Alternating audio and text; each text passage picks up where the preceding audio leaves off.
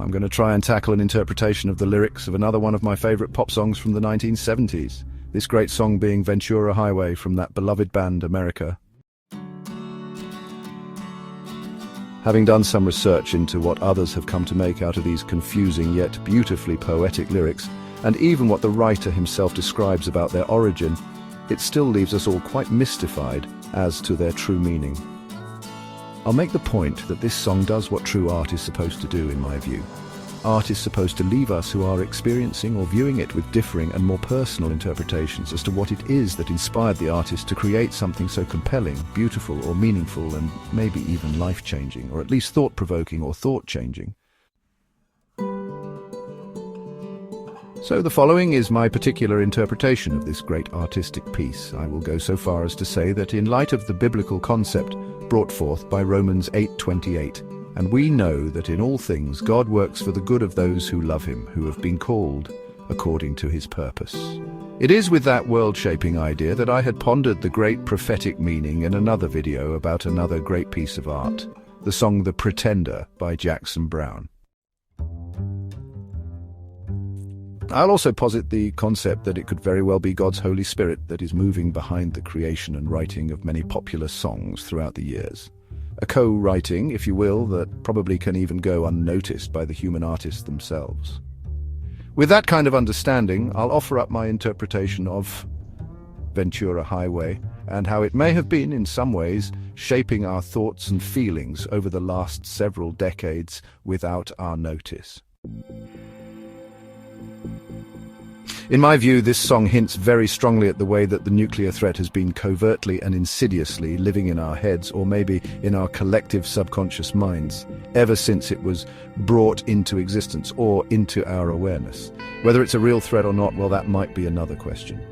This song, so beautifully and with such subtlety, expresses how the nuclear threat has been living for free in our minds and consciousness, and honestly, coloring or wrecking our ability to even truly enjoy the beautiful things about nature, life, and our human experience. So here's a little breakdown of my interpretation. The song starts with this: chewing on a piece of grass, walking down the road, a metaphorical expression of a thoughtful person contemplating life as he walks through it. Tell me, how long are you going to stay here, Joe? A quick and direct confrontation of the reason for the so-called development of the nuclear threat, the threat to the Western world of godless communism, which is personified by the song, into its Russian founder, Joseph Stalin. This line also tells us how this nuclear or communist threat lives in our heads for free, even though we'd really like to purge Joe from our collective minds. Some people say this town don't look good in snow. That's a statement that nuclear fallout and a nuclear winter, as told to us by the scaremongering priests of science and war, would destroy all of humanity's beautiful town, our world. And it's also saying how our fear of such a thing always lives in our heads and has the potential to greatly hinder our ability to enjoy our town's natural beauty, God's creation. Then this prophetic song goes on. You don't care, I know. Joe Stalin, because he's dead, or godless communism, doesn't care about fear's grip over our ability to truly enjoy our town or our life as we are walking down the road. Ventura Highway, in the sunshine, that's the metaphorical beautiful life, the highway as we experience it in God's sunshine. It's how light reflects upon our material world for us to enjoy it. Where the days are longer, the nights are stronger than moonshine. It's this very powerful high, or even a kind of drunkenness, that we can receive just by enjoying God's creation as it's brought forth by sunlight. It's all the material things we can know. And then that's kind of set against the night of our not knowing, the mysterious darkness, or even those metaphysical things that someday we might get to know. It's this yin and yang, this back and forth, that really is the very elixir of what makes living a life in this beautiful, mysterious seeming world so glorious as we travel the highway. It's a lot like Van Morrison's great song about being stoned by God's creation. The song goes on to prophetically say, you're going to go, or no. That's kind of a hint at our faith.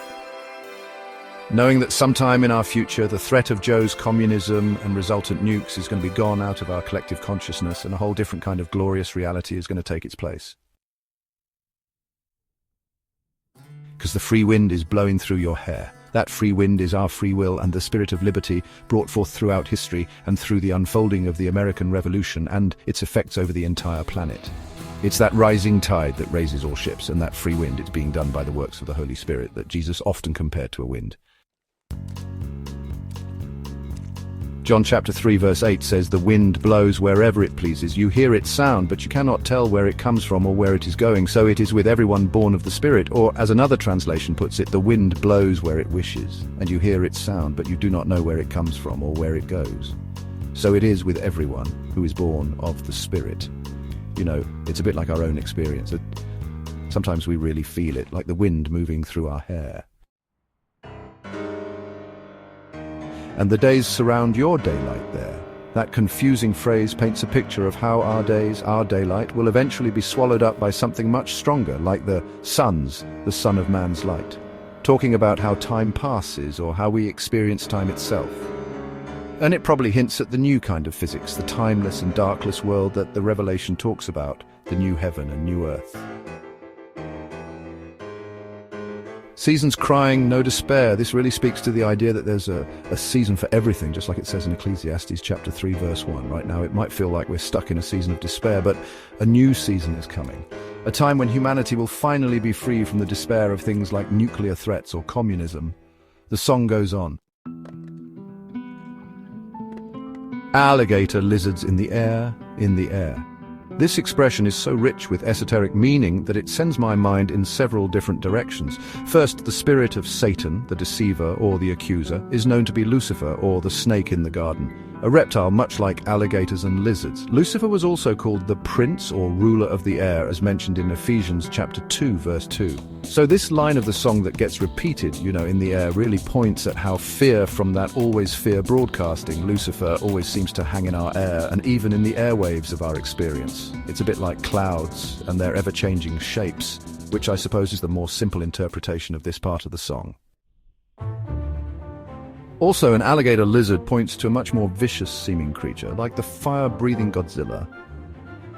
It's kind of interesting those Japanese movies featuring Godzilla were, in fact, metaphorical or artistic tellings of the effects of nuclear power. Godzilla and its ability to wreak havoc on a people or their country or the metaphorical town. Think about it, the so-called clean energy of nuclear power represented by Godzilla versus that dirty energy of coal, which is likened to the smog monster. Wishing on a falling star, waiting for the early train. The concept of a falling star has a lot of esoteric ways to interpret it, and the idea of wishing upon that falling star does as well. So, here's a biblical explanation of a falling star's meaning, according to Wikipedia. In the Bible, the falling star in Revelation chapter 9 verse 1 is often interpreted as a fallen angel, possibly Satan or a high-ranking demon like Abaddon. This interpretation is based on the symbolic language of the book of Revelation, where stars can represent angels, and the imagery of falling from heaven suggests a demotion or a fall from grace. Some scholars also connect it to the idea of demons being cast out of heaven and falling to earth, as described in other biblical passages and Jewish apocalyptic literature. Wow. Is this a prophetic telling of how Christians are falsely waiting for their rapture? That early train away from our town or our world? There is a strange seeming connection in the lyrics between wishing upon a fallen star and waiting for that early train. A connection that seems to only make sense in my interpretation. One could look into my videos about our misinterpretation of the Revelation and the false or deceiving rapture doctrine. Sorry boy, but I've been hit by a purple rain. It's interesting that rain is a weather fallout that isn't as cold or as seemingly destructive as the snow of a nuclear winter, and this proclamation by Commie Joe that he has been hit by a purple rain. Could he really be saying that he got hit, ultimately made powerless, by a purple, the color of royalty, and its rain, or really the power of America and its individual liberty or individual sovereignty of each of its people that reign in liberty? Is that the reigning victory over godless communism? Wouldn't America's red, white and blue colors combined together make a nice, royal, purple color? Oh, come on, Joe, you can always change your name. Is this a telling of how humans can be Stockholm Syndrome victims? And even try to help our adversary Commie Joe by changing his name to something else and try to keep his peace-destroying place in our heads alive under a new name? Socialist, Marxist, Leninist, Democratic, People's Republic, Progressive, on and on the new names can go. It sure seems like what much of America's political leadership over the years, and especially of late, have been trying to do to us. Is it also a coincidence that Republican Red and Democrat Blue working together in a real bipartisan way, a real way that follows the God-ordained Bill of Rights, Declaration of Independence and Constitution, instead of in their historically feigned bipartisan BS unconstitutional way, could in fact also be a Commie Joe hitting purple rain? Thanks a lot, son, just the same. Is that Lucifer or Commie Joe, prophetically telling us of his known and admitted defeat?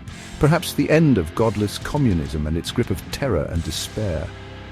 The timing of this writing, with the historical peace-promoting meeting between Trump and Putin, well, it's not lost on me. Although I had been intending to write out my interpretation of this song for several years now, it's the weird way that the song had been popping up in my Facebook feed over the last week that finally got me to writing it out. Maybe, just maybe, a little nudge from that Holy Spirit. Wink, wink. He does work in mysterious and sometimes not so mysterious ways. But I'll end this by saying, glory, glory. His truth marches on. The chorus then repeats, I'll leave it in here so any person can see it all in its original form. Ventura Highway in the sunshine, where the days are longer, the nights are stronger than moonshine. You're gonna go, I know, because the free wind is blowing through your hair and the days surround your daylight there. Seasons crying, no despair, alligator lizards in the air. Do, do, do, do, do.